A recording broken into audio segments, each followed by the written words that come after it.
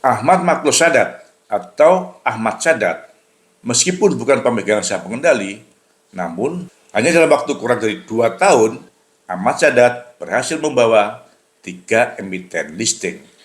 Dan semua emiten pada papan akselerasi. Diawali oleh PT IDEA Indonesia Academy, emiten dengan kode IDEA, yang listing pada September 2021. Lalu PT Hasanah Boga Sejahtera, emiten dengan kode NAIS, yang listing pada Februari 2023. Dan selanjutnya PT Graha Mitra Asia, emiten dengan kode RELF, yang listing pada Juni 2023. Hanya dalam waktu 19 bulan, Ahmad Sadat berhasil melistingkan 3 emiten tersebut. Ahmad Sadat merupakan pendiri dan CEO dari PT Asia Intra Investa, perusahaan investasi yang fokus pada konsultasi manajemen dan investasi untuk perusahaan kecil dan menengah. Sehingga wajar bila Ahmad Sadat sukses mengawal 3 emiten yang semuanya berada di papan akselerasi. Lalu, bagaimana hasilnya? Sejak listing sampai saat ini, dari ketiga emiten tersebut di atas, belum ada yang berhasil jual.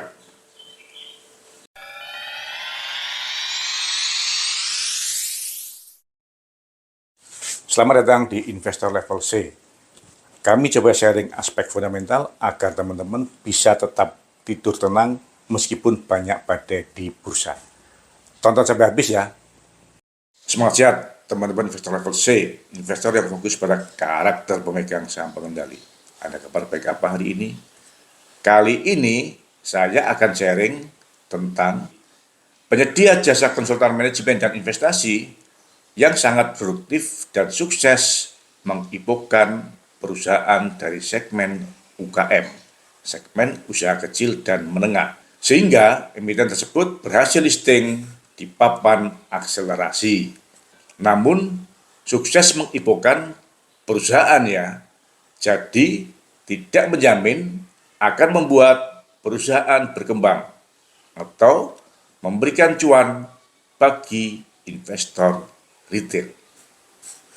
Pada September 2021, Ahmad Sadat berhasil mengibokan PT IDEA Indonesia Academy, emiten dengan kode IDEA, yang bergerak dalam bidang pendidikan dan pelatihan perhotelan, kapal pesiar, tata boga, dan restoran berbasis industri.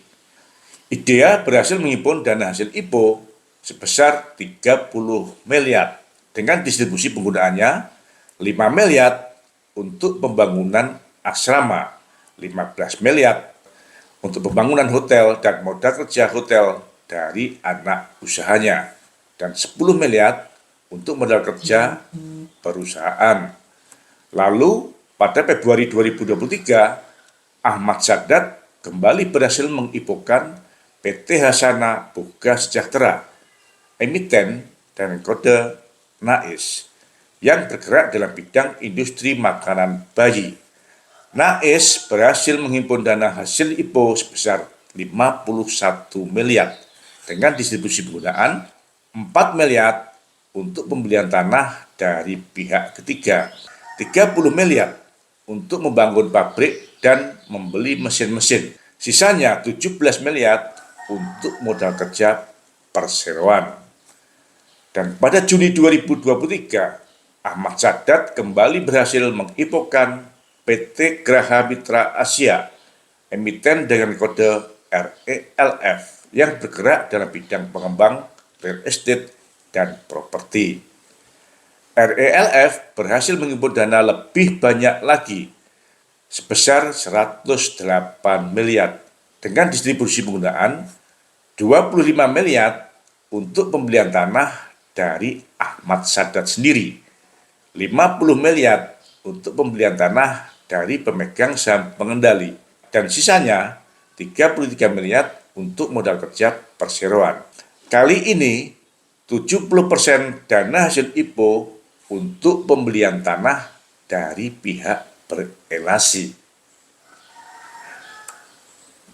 Bagaimana kinerja dari 3 emiten yang dibidani oleh Ahmad Sadat tersebut, catatan saya menunjukkan bahwa yang pertama, semua emiten tersebut sejak listing sampai saat ini, tanggal 8 Desember 2023, rata-rata boncos 68%.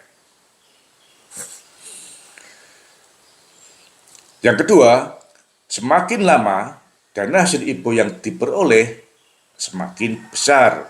Pada tahun 2019, dana hasil IPO yang dikolek hanya sebesar 30 miliar.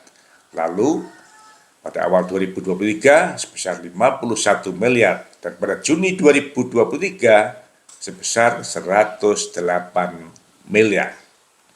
Yang ketiga, pada listing yang kedua, listing emiten dengan kode NAIS, Ahmad Sadat mulai menyertakan waran sebagai pemanis, meskipun pada NAIS terbukti emisi waran tidak efektif. Artinya tidak ada yang menebus waran, karena harga waran yang sebesar Rp125 jauh lebih tinggi dibandingkan dengan harga sahamnya yang saat ini hanya sebesar Rp17 per lembar.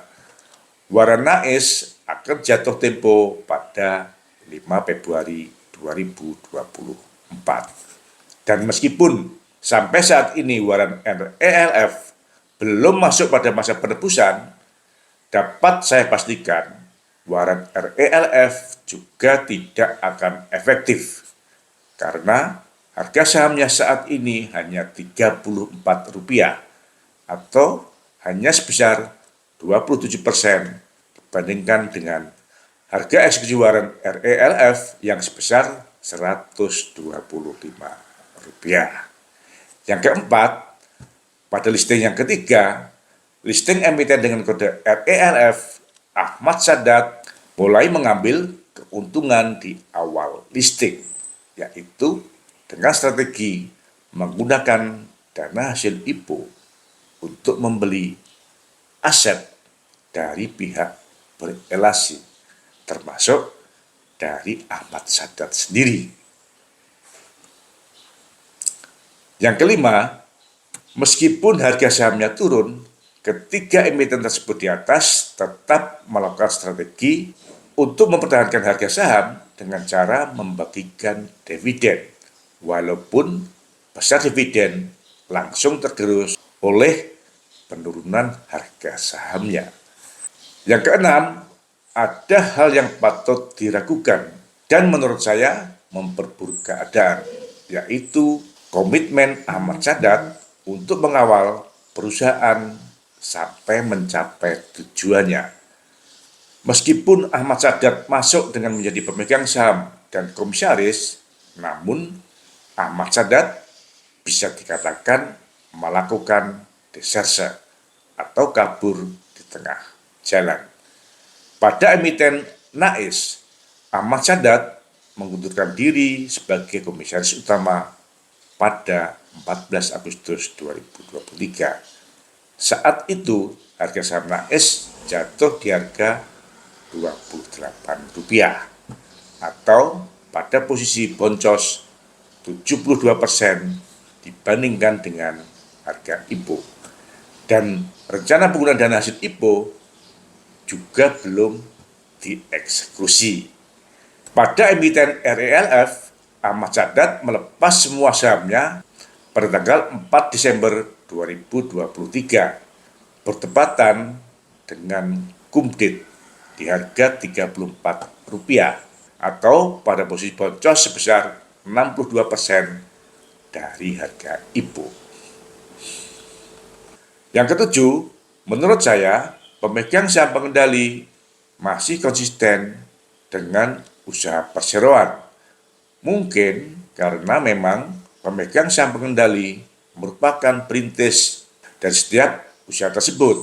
Hal ini dapat kita ketahui dari susunan pemegang saham awal saat pendirian perseroan.